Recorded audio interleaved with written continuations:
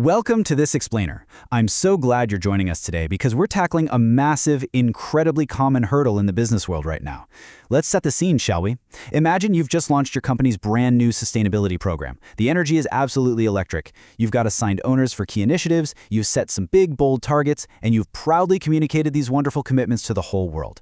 Fast forward 6 months. You're sitting right there in the boardroom, the initial buzz is kind of faded, and your board turns to you and asks one very simple question.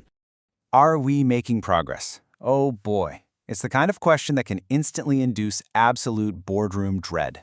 Think about it. You've done the PR, you've launched the initiatives, but when you're faced with this direct, incredibly reasonable question about actual, tangible progress, what happens?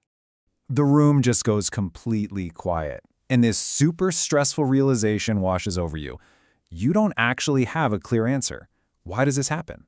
Well, it happens because a true measurement framework was literally never built. This, right here, is what we call the sustainability measurement problem. And hey, if you've felt this panic, you are definitely not alone. It's way more common than you might think. But don't worry, we're going to fix that today. To shift from that boardroom anxiety to definitive action, let's lay out our 5 practical steps for this explainer. We'll be looking at 1. The measurement problem. 2. Metrics and baselines. 3. Setting smart targets. 4. Building your system. And finally, number 5, the trust payoff.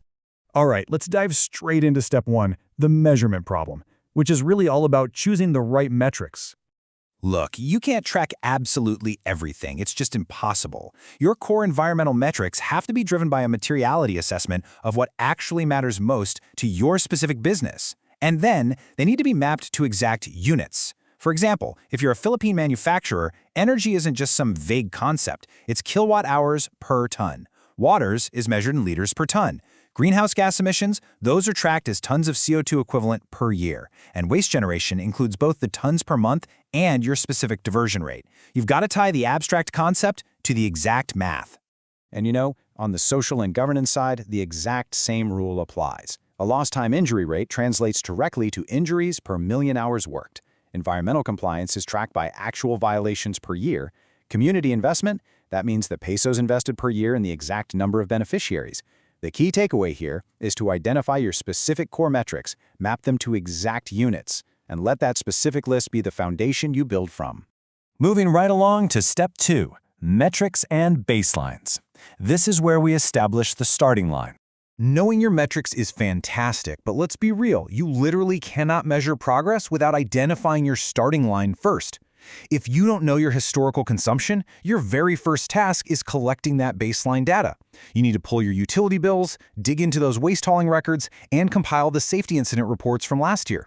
You have to calculate your current footprint. That baseline data becomes your absolute starting line, and every single thing you do going forward is measured right from there.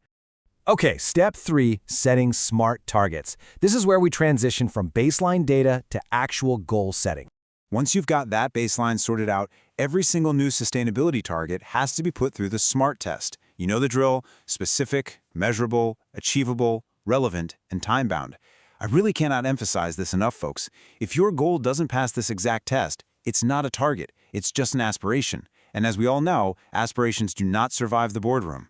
Let me show you exactly what I mean here. Look at the aspiration. We will reduce our energy consumption.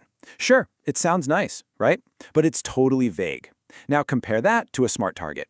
Reduce energy consumption by 15% per unit of production by December 2026, compared to our 2024 baseline. Wow. Night and day, right? It's rigorous, it's highly mathematical, and most importantly, it holds you entirely accountable. So, what's next? Step 4. Building your system. This is the day-to-day operational framework. Now that you actually have real targets, you need an engine to drive them. You've got to ask some fundamental operational questions. Who collects the data? How often is it collected?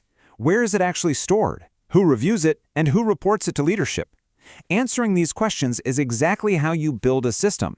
And I'll let you in on a little secret. Your measurement system doesn't need some wildly expensive enterprise software to work. Seriously, a simple monthly data collection spreadsheet shared with your sustainability team, reviewed by your sustainability officer, and reported to your ops manager, that is a completely valid measurement system. Because a successful system doesn't rely on fancy software. It relies on 3 unglamorous but absolutely vital ingredients: discipline, consistency, and accountability. If you have those three things, even the most basic spreadsheet works perfectly. And that brings us to our final step, step 5, the trust payoff. We're pivoting from internal management to external transparency. Think about it. Sustainability data that gets collected but never reviewed is really just data storage. You need a rhythm. Internally, you should be scheduling quarterly reviews where your cross-functional team actually looks at the progress against all those targets. You celebrate the big wins, you investigate the gaps, and you adjust your actions. Externally, though, you need yearly reporting to your board, your employees, the community, and your clients. This contrast is key. Internal quarterly reviews fix the problems, but yearly external reporting, that is the transparency mechanism that actually keeps your program alive and credible. Now, this right here is the fundamental truth about sustainability measurement. It's a cascading logic, really. What gets measured gets managed. What gets managed gets improved. What gets improved gets reported. And what gets reported gets trusted. Trusted by your clients, your investors, regulators, and your entire community. That ultimate trust is the true payoff of this entire framework. So I highly encourage you to build your measurement framework today. Run through these 5 steps, because the next time you are sitting in that boardroom and the board looks right at you and asks, "Are we making progress?" you deserve to have a crystal clear, data-backed answer. Which leaves us with one final thought to reflect on as we wrap up this explainer. Are you actually running a sustainable business, or are you just making promises you can't measure? Let's start measuring. I'll catch you in the next explainer.